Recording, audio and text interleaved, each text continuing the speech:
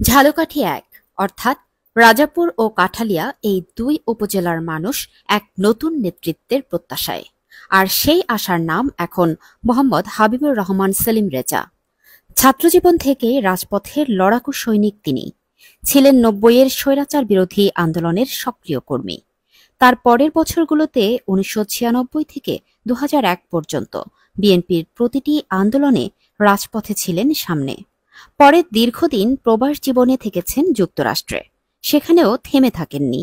New York মহানগর দক্ষিণ বিএনপির সভাপতির দায়িত্ব নিয়ে প্রবাসেও বিএনপিকে সাংগঠনিকভাবে এগিয়ে নিয়েছেন সামনে।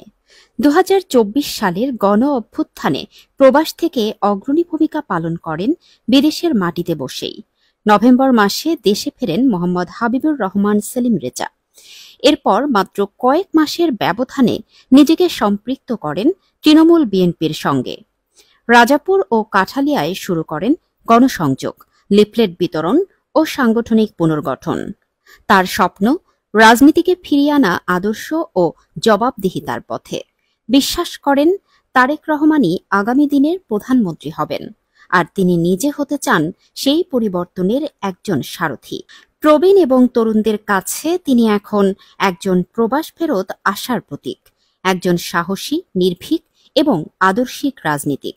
ঝালকাঠি ১ আসনে আগামী নির্বাচনে মনোনয়ন প্রত্যাশী মোহাম্মদ হাবিবুর রহমান সেলিম রেজা এখন প্রস্তুত তার দীর্ঘ অভিজ্ঞতা ও সংগ্রামের আলোকে জনগণের পাশে দাঁড়াতে।